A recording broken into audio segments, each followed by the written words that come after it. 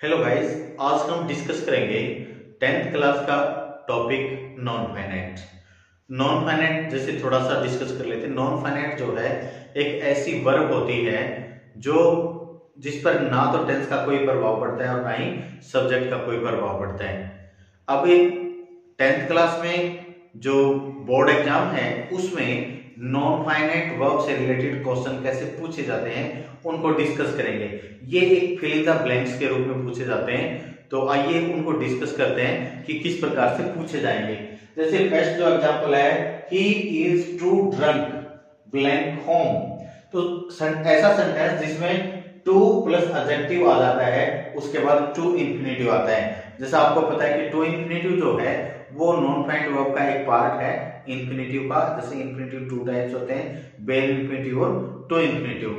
तो two plus adjective जब भी आ जाता है तो आगे टू इंफिनिटिव उसमें फिल किया जाता है। तो यहां पर टू ड्राइव। इसी तरह से अगला जो है वो he was fine for blank late. अब देखो सेंटेंस में खालिस्तान से ठीक पहले अगर प्रीपोजिशन आ जाती है तो उसके प्रीपोजिशन के बाद हमेशा जीरंड आता है। तो यहां पर फॉर जो है प्रीपोजिशन है और जीरंड आ जाएगा कमिंग। इसी तरह से नेक्स्ट देखिए, जैसे I do not know how blank swim. अब इसमें भी एक रूल अप्लाई होता है। ये जो खालिस्तान है इससे ठीक पहले जब भी कोई क्वेश्चन वर्ड आ जाए तो आगे टू इंफिनिटिव आता है। तो यहां पर टू इंफिनिटिव आ जाएगा टू स्विम।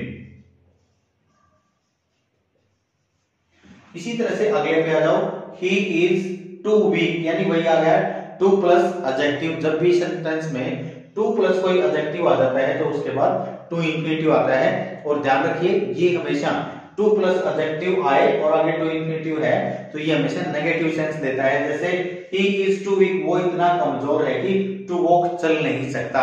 सेंटेंस में नोट कहीं नहीं होता है लेकिन हमेशा ये जो है एक नेगेटिव सेंस देता है। तो यहां पर टू इंफिनिटिव आएगा टू वॉक। अगला देखो, प्लीज स्टॉप ब्लैंक। अब टॉप वर्ब फिल करनी इसमें। एक बात जैसे ना ध्यान देने की है कि जीरंड कहां कहां आता है। जीरंड का हमने देखा कुछ ऐसी वर्ब है जैसे स्टॉप, सजेस्ट, स्टॉप और सजेस्ट, स्टार्ट। इन वर्ब के बाद हमेशा जीरंड आता है। तो स्टॉप जैसे वर्ब है इसके बाद आगे जीरंड आएगा। प्लीज स्टॉप टॉकिंग, तो ये जीरंड आ जाएगा इसमें। आगे I let him blank the book. अब देखो इसमें वही है, इसमें सब्जेक्ट के तुरंत बाद मेन वर्ब है लेट। अब ध्यान देने की बात है कि जैसे क्या होता है कई बार कि सेंटेंस में अगर जैसे कुछ वर्ब है, feel, bit, let, make, notice, see, watch, observe, hear. अगर ये वर्ब सेंटेंस में फाइनाइट वर्ब के रूप में आती हैं तो इनके बाद अगली जो नॉन फाइनाइट वर्ब होती है वो हमेशा बेयर इंफिनिटिव ही होती है। तो यहाँ पर लेट जो है मेन वर्ब है, इसके बाद अगली जो वर्ब है वो बेयर इंफिनिटिव आएगी। तो यहाँ पर रीड आएगा इसमें। आई लेट हिम रीड आ जाएगा, रीड द बुक। अगला देखो, यू नीडंट ब्लैंक एनीथिंग। अब इसमें देखने की बात क्या है, ये नीड जो है मॉडल है। नीड इसमें एक मॉडल है। अगर सेंटेंस